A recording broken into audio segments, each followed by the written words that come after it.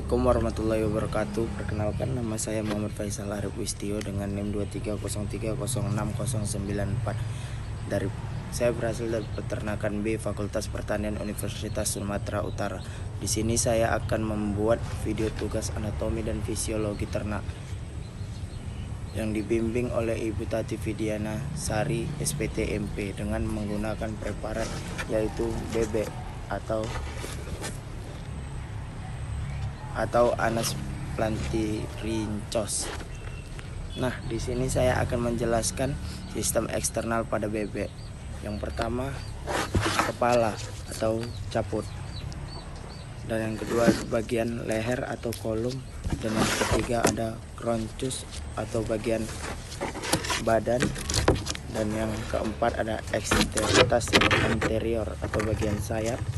Dan yang kelima ada eksternitas posterior atau bagian kaki, dan ada kaudal atau ekor.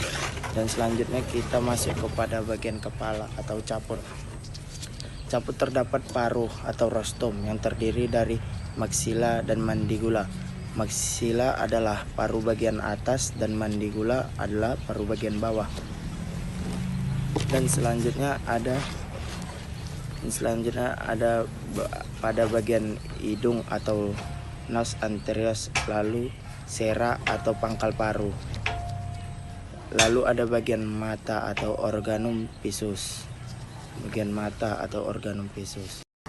Sebelumnya saya akan menjelaskan jenis bulunya terlebih dahulu.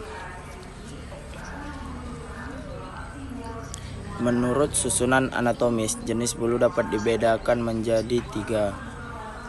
1. Plumae. Plumae adalah bulu penutup tubuh bagian luar yang juga membentuk figur bentuk tubuh dari bebek. Yang termasuk tipe plumae adalah bulu sayap dan bulu ekor. Bagian terdiri plumae adalah culamus, atau tangkai bulu yang melekat pada folikel atau kulit. Bagian ini yang berongga dan mempunyai 2 macam lubang, umbilicus dan inferior pangkal ekor, dan umbilicus superior pada bagian distal racis atau shaft. Lanjutan dari calamus tidak berongga merupakan penyokong vexillum. Vexillum fan, bendera bulu yang terdapat di kanan dan kiri racis. Plumulae adalah tipe yang banyak terdapat bebek muda, mempunyai kelamus yang pendek, mereduksi dan berbagai panjang fleksibel, sedangkan bulunya pendek-pendek. Yang ketiga, Filoplumae. Tipe ini mempunyai bentuk seperti rambut dengan tangkai bulu yang panjang, dan pada ujungnya terdapat barbae dan barbulae. Tipe ini tumbuh merata, tetapi sangat jarang. Fungsi bulu ini belum jelas diketahui. Selanjutnya yaitu enzim dalam sistem pencernaan. Enzim dimulai dari pakan yang masuk ke dalam mulut atau paru yang akan tercampur dengan kelenjar saliva. Dan di sini terjadi proses enzimatik yaitu amilase. Enzim amilase sebagai pemecah karbohidrat menjadi glukosa, letaknya di usus halus. Pada proventriculus dan gijat terdapat enzim yang mengubah protein menjadi asam amino. Lalu terdapat enzim lipase, fungsinya mengubah lemak menjadi asam lemak dan gliserol, letaknya di proventriculus. Lalu enzim tripsin mengubah protein menjadi asam amino untuk diserap oleh tubuh, letaknya di duodenum. Enzim kolagenase adalah mendegradasi ikatan polipeptida dari kolagen, letaknya di duodenum. Lalu enzim maltase memecah maltose menjadi glukosa, letaknya di usus besar. Lalu enzim sukrase memecah sukrosa menjadi molekul gula, letaknya di usus besar. Enzim laktase memecah laktosa menjadi dua molekul gula sederhana, yaitu glukosa dan galaktosa, letaknya di usus besar. Lalu enzim peptidase memecah ikatan peptidat antara asam amino pada protein, letaknya di usus besar. Selanjutnya sistem digestoria pada bebek, dimulai dari rostum atau paru. Yang kedua, esofagus merupakan saluran lewatnya makanan. Setelah masuk melalui rostum, pada esofagus terjadi gerakan peristaltik yang berfungsi mendorong makanan masuk ke organ pencernaan selanjutnya. Yang ketiga, iglovies atau crop. Tombolok merupakan organ berbentuk seperti kantong yang berfungsi sebagai tempat penyimpanan makanan. Sementara pada crop, makanan akan dilunakkan dengan getah yang dihasilkan crop. Yang keempat, proventriculus berfungsi sebagai tempat pencernaan makanan secara enzimatis. Yang kelima, ventriculus gijat atau ampela, tempat berlangsungnya pencernaan makanan secara mekanik dengan bantuan batu kecil atau grit yang ikut masuk ke dalam ventriculus pada saat bebek makan. Yang keenam, intestinum tendium atau usus, terdiri dari 3 bagian, yaitu duodenum, jejunum, dan ileum. Mukosa usus halus berfungsi untuk menggerakkan makanan dan memperluaskan permukaan untuk menyerap sari-sari makanan oleh fili-fili pada dinding usus. Pada intestinum tendium juga terjadi pencernaan secara enzimatis. Yang ketujuh, jejunum atau ceca, tempat terjadinya pencernaan karbohidrat dan protein dan absorpsi air. Jejunum merupakan batasan antara intestinum tendium dengan kromosom, berfungsi untuk mengolah sisa-sisa makanan yang tidak tercerna menjadi feses. Selanjutnya, rektum. Rektum berfungsi menampung feses sebelum dikeluarkan.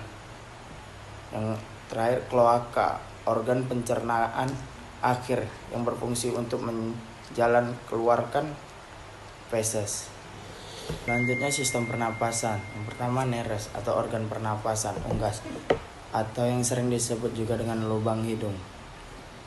Lubang hidung pada bebek ini berguna untuk mengambil udara agar unggas bisa bernapas dengan baik. Yang kedua, glotis atau laring. Posisinya di pangkal trakea, bagian atas glotis dan laring mempunyai perbedaan, yaitu laring adalah pangkal dari trakea bagian atas, sedangkan glotis adalah celah masuknya udara ke dalam trakea. 3. Trakea merupakan organ pernapasan yang berbentuk pipa, terdiri dari cincin tulang rawan. Trakea ini berfungsi untuk mencegah terjadinya kolapse karena adanya tekanan negatif pada bebek saat bebek bernapas. 4. Shirin. Setelah dari trakea turun di bagian pangkal bawah trakea, namanya shiring. Di dalam shiring ini terdapat lipatan-lipatan berupa selaput, di mana selaput ini jika dia bergetar maka mengeluarkan suara. Yang kelima, bronkus. Seperti shiring, ada perbedaannya, yaitu bronkus kanan dan bronkus kiri. Nanti bronkus ini akan menghubungkan dengan alveolus yang ada di dalam pulmo atau paru-paru. Di alveoli inilah terjadi di pertukaran gas. 6. Pulmo atau paru-paru. Biasanya dikenal dengan paru-paru ini berjumlah sepasang. Fungsi dari pulmo paru-paru adalah sebagai tempat sirkulasi atau pergantian oksigen dan karbon dioksida. 7. Air sac atau kantung udara. Pada bebek ini berfungsi untuk mengontrol volume udara di dalam paru-paru agar tetap konstan. Selanjutnya, sistem pencernaan tambahan. Yang pertama, hati. Terletak di antara dua gijet dan empedu yang memiliki warna kemerahan dan terdiri dari dua lobus, yaitu lobus dexter kanan yang besar dan lobus sinister kiri yang kecil. Hati memiliki fungsi utama dalam pencernaan dan absorpsi, yaitu memproduksi empedu. Selain itu, hati juga membantu detoksifikasi racun pada tubuh. 2. Pankreas. Terletak pada lipatan duodenum. Pankreas mensekresikan cairan pankreas ke duodenum melalui ductus pancreaticus dan menghasilkan enzim yang mendigesti karbohidrat, protein, dan lemak. Pankreas berfungsi sebagai kelenjar endokrin dan eksokrin. Yang ketiga, vesika, vela atau kantong empedu. Fungsi empedu yakni mempercepat kerja amilase. Pankreas membantu penyerapan lemak, membantu penyerapan vitamin yang larut dalam lemak. Selanjutnya, saya akan menjelaskan sistem nervosum, yaitu ada cerebellum atau otak besar yang berfungsi untuk mengatur semua aktivitas sadar pada galus domestika. Yang kedua, ada cerebellum atau otak kecil yang berfungsi untuk mengatur keseimbangan tubuh. Yang ketiga, ada medula atau medulla oblongata atau batang otak sebagai pengatur aktivitas tubuh bagian dalam seperti aliran darah. Yang keempat, ada medulla spinalis atau sumsum tulang belakang yang berfungsi untuk menyalurkan sinyal dari otak ke otot atau organ tertentu yang mengatur gerak pada hewan bebek tersebut.